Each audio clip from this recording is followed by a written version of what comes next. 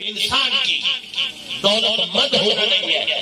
इंसान की असल कामयाबी बंदे का साहिबे औलाद होना नहीं है।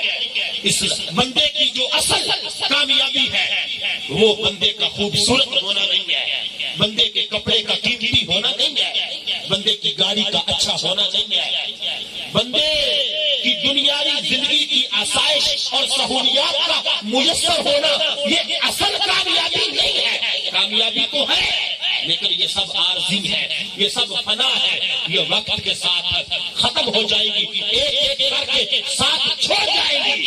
असल कामयाबी है बंदा खुदा, असल कामयाबी आखिरत के दिन कामयाब हो जाना है, अल्लाह को राजी करना है।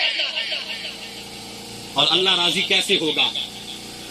अल्लाह राजी उसी सूरत में होगा कि जो अल्लाह ने हुदूद कायम की है। अल्लाह राजी उसी सूरत में होगा जो अल्लाह ने शरीयत के पैरामीटर बना दिए हैं।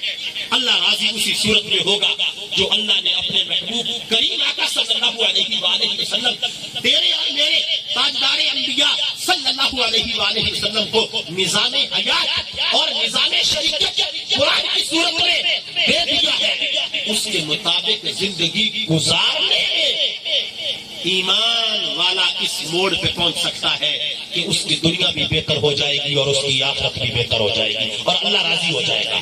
लेकिन अगर कोई अपने ताई अपनी सोच के मुताबिक, मेरे दोस्त ये कहते हैं, मेरे घर वाले ये कहते हैं, मेरे उस्ताद ये कहते हैं, मेरा शेख ये कहता है, मेरा पीर ये कहता है, अगर कोई इस तरह के बहाने बना के और कामयाबी का कोई अपना फलसफा वज़ा करेगा, अगर गलत अकीदा हुआ और गलत नजरिया हुआ और गलत आमाल हुए और किरदार गंदा हुआ, बदबूदार हुआ, तो फिर यहाँ पे तुम जितनी ठाट बाट की जिंदगी गुजार लो, यहाँ पे तुम खुद को राय साहब, चौधरी साहब, खान साहब, चपट्टा साहब, चौहान, जो कुछ मर्जी कहलवा लो, अगर मौलवी हो यहाँ पे अपने हाथ चुमवा लो, यहाँ पे तुम अपना इस्तिकबाल करवा लो, यहाँ पे तुम इज्जत रसीद कर लो, लेकिन खुदा की कसम आंख बंद होने की देर है। हकीकी कामयाब कौन है और नाकाम कौन है ये फैसला अनकरीब होने वाला है। अकाय क्योंकि जब मर जाना है फिर वहां पे जब जाके आंख खुलेगी तो बंदा कहेगा हाय अफसोस, अब वापस जा नहीं सकता, न वापस आ सकता है कि दोबारा ठीक होके अल्लाह के दरबार में चला जाए, इजाला करके चला जाए, ऐसा मुमकिन नहीं है।